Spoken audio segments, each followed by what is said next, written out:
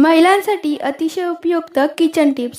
Number 1, kitchen स्वच्छ करण्यासाठी out of date झालेलं व्हिनेगर, बेकिंग सोडा, खाण्याचा सोडा वापरा। किचन स्वच्छ आणि निर्जंतुक होईल।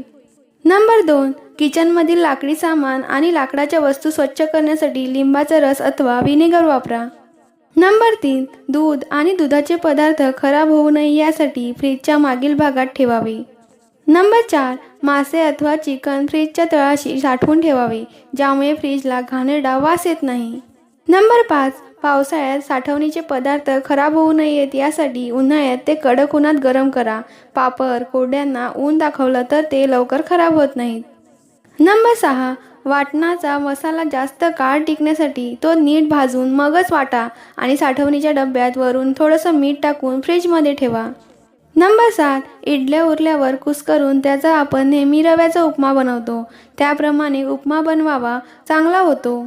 नंबर 8, डोसे कुरकुरीत हवे असतील तर तांदूळ व उडीद डाळ 4:1 अशा प्रमाणात घ्यावी, तर मऊ डोशासाठी हे प्रमाण 3:1 असे करावे।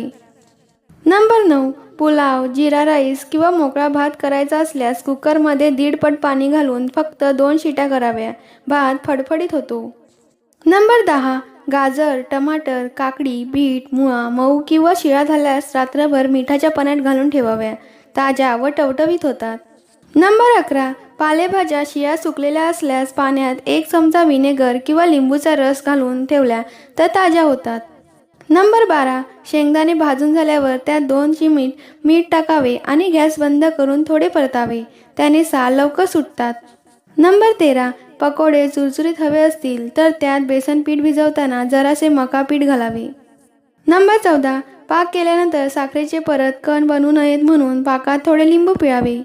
नंबर 15, शिळा बेट कडक उन्हात वाळवून चुरा करून ठेवल्यास कटलेट करताना उपयोगी पडतो।